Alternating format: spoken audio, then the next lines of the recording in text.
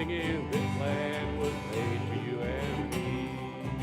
As I was walking down through the country, I saw... I think you could say that there was a layer of leftists who were really devoted to social change.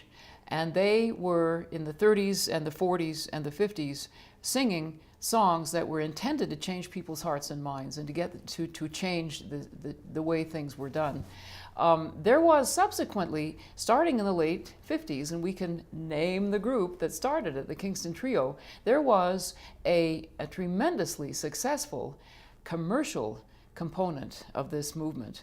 And it was, the Kingston Trio was the beginning of it, and it was electrifying. There was, I mean, you probably heard the banjo played for the first time on that Kingston Trio album. There was in Utah, probably principally Salt Lake, a whole bunch of performers who were modeling themselves after that commercial. And that would include the later ones, the New Christie Minstrels and all of those.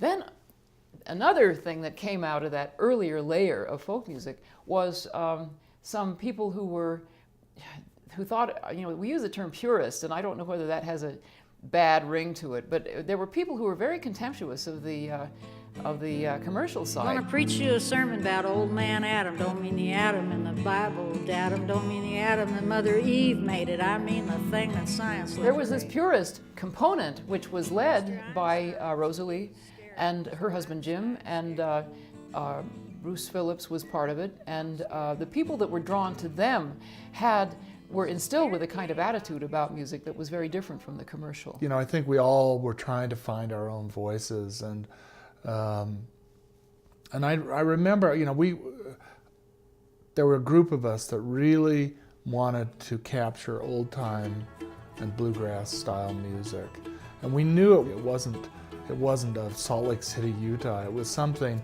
you know, we had this highly romanticized view of, you know, cabins in the woods in this very green place in the South that none of us had ever been to, and it was almost like a cartoon or something that we imagined, and it was a fantasy world of these authentic, real people who seemed much more. Their music sort of embodied truth. What it brought to mind was an era of tremendous optimism. I mean, this was before 1968.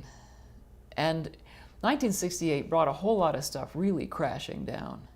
But before that, there was this huge energy that was just full of hope for change in the world and you know, doing right. And I just think that they just remembered that feeling, and they wanted to go back and sit in on it and remember it.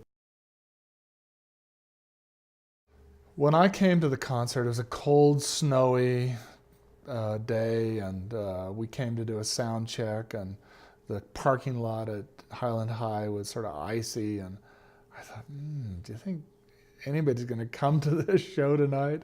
I was very worried that we would lose our shirt. And this was a completely nonprofit organization. We didn't have any backers. We had a couple of grants to start with, but I was fearful that we would